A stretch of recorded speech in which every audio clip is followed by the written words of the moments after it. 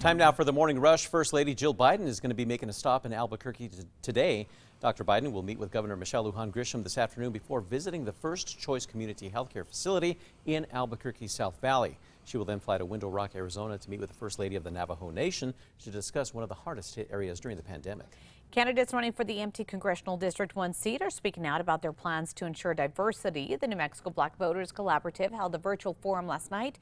Aubrey Dunn, Chris Manning, and Melanie Stansberry all answered questions, with diversity being a main topic. We have a link to the full forum at alwaysonkrqe.com. The Navajo Nation's Department of Health is warning the public about hantavirus after its first case of the year. The case was discovered in McKinley County. The virus is contracted through contact with droppings, urine, and saliva from deer mice. The virus is also taken in when someone is cleaning a poorly ventilated area. Albuquerque City Councilor Diane Gibson will not seek a third term in office, according to the Albuquerque Journal. She represents Uptown and the Northeast Heights. Gibson is the second member of the current council that will leave her seat at the end of the year. 5 city council seats will be on the November ballot. Erica. Here's a look at the bus stop forecast this morning. Temperatures in the mid to upper 30s, making it pretty chilly out there. Plus, we have wind, so be sure to wear a warmer coat. You'll want to wear the long sleeves and pants for this morning. A New Mexico man who killed a woman while driving drunk is now heading to prison. Ruben Rojas pleaded guilty to a crash near Vado, that is south of Las Cruces, back in 2018. Officials say that Michelle Cuaron was waiting for a tow truck on the side of the road when Rojas slammed into her car and killed her. Yesterday, Rojas was sentenced to 10 years in prison. Bernalillo County got some cash for a library in the International District. The project will cost about $15 million for a 25,000 square foot building with classrooms for courses and trainings. $500,000 will put towards furnishing up that building. The city and county have a joint agreement on overseeing public libraries. Well, the path toward getting vaccinated against COVID-19 is getting easier for New Mexicans. The DOH says that right now many mass vaccination clinics are not filling up, so they plan to hold smaller events with the goal of getting people in and out within 20 to 25 minutes. Well, they hope to expand open scheduling to everyone 16 and older in the coming days. An APS clinic is now open to the public. Last week, students and families started signing up for the 1,500 slots, but could not fill them for the upcoming vaccine clinics. For students now 16 and 17 years old, you no longer need a parent present, just a signed consent form. The district hopes that will make it easier for students to sign up. The city of Albuquerque is seeking reimbursement after his rally in Rio Rancho in 2019. President Trump stayed the night in downtown Albuquerque. Well, this required the city to shut down streets, close city offices, and bring in a huge amount of law enforcement. The city sent the president a bill for more than $200,000. The mayor's office says they still have not seen a penny. Erica. Here's a look at the Metro Threat Index for today. It will be moderate because we are pretty cold this morning, and this afternoon we can expect wind gusts out of the southwest and south to around 35 miles per hour. Some neighbors are raising concerns about a local drive-in movie theater near Old Town. The fundraising event is sponsored by the Albuquerque Film and Music Experience. 25% of ticket sales will go to the Albuquerque Little Theater. As long as this county is still in the yellow, only 50 cars will be allowed at a time. However, some worry about the noise and traffic. Patrons at the Sawmill Market can expect some new changes this summer. The market is introducing 2 new merchants. This includes Rush of Prana, that's a healthy juice bar, and Culantro, which will serve Vietnamese street food.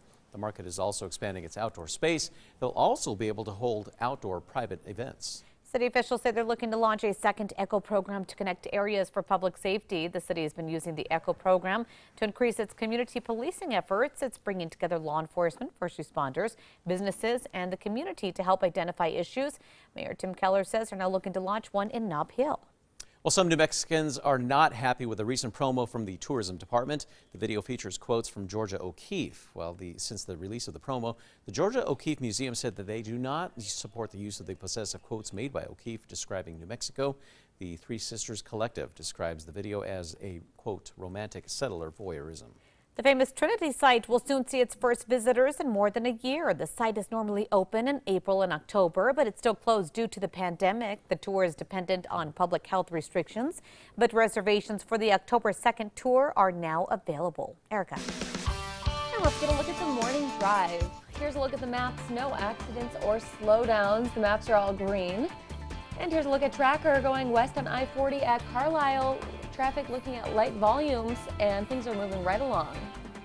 Well, 8 billion sauce packets from Taco Bell are used every year, and they may soon get a second life. The fast food chain is now partnering with TerraCycle. It's a company that collects the non-recyclable materials. Well, not much else is known at this point, but Taco Bell promised that taking part in the recycling program is going to be easy. Welcome back. On this day in 1988, there was a big spring storm that moved across the state. It brought 70-mile-per-hour wind gusts to Deming and Ruidoso, causing a dust storm. And meanwhile, 4.1 inches of snow fell in Gallup. Well, time now for the 5 facts. At number 5, registration for an upcoming APS vaccine clinic is now open. The district is having trouble filling slots for its vaccine clinic set for next week. Meanwhile, last week, students and families started signing up for the 1,500 slots but couldn't fill them. So listen up. Students 16 and 17 years old no longer need a parent present, just a signed consent form. Number 4, some New Mexicans are not happy with the recent ad by the state's tourism department. The promo features narrated quotes from the artist Georgia O'Keeffe. Since the release of the ad, the Georgia O'Keeffe Museum has said they do not support the use of the artist's quotes, describing New Mexico landscape as her country. A local indigenous women's group describes the video as, quote, romantic settler voyeurism. The tourism department declined an interview, but told us in part that the excerpt with the quote is not a part of any live campaign. And it's going to be another windy afternoon. We're going to start seeing the stronger wind gusts returning to the state today through Friday.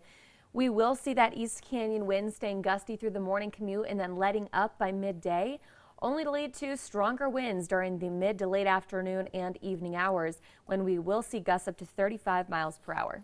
Number 2, now the ECHO program used to connect areas for public safety is working so well that city officials say they're looking to launch a second program. It was developed by a UNM doctor and to connect rural areas to telemedicine. The city has been using the technology to increase its community policing efforts. It's bringing together law enforcement, first responders, and the community to help identify issues such as minor crime like trespassing to more serious offenses. Then they share that knowledge and even the resources. Mayor Tim Keller says they're looking to launch another program in the Nob Hill area this time. And at number 1, the First Lady, Dr. Jill Biden, is going to be making a stop in Albuquerque today. Well, the focus of the visit will be New Mexico leading the nation on the vaccination rates. That, along with how the state has handled the COVID-19, catching the attention now of the Biden administration. The First Lady is going to be meeting with Governor Michelle Lujan Grisham this afternoon. That's before visiting the First Choice Community Healthcare Facility in the South Valley. The First Lady will then fly to Window Rock, Arizona to meet with the First Lady of the Navajo Nation. That's to discuss one of the hardest hit areas now during the pandemic.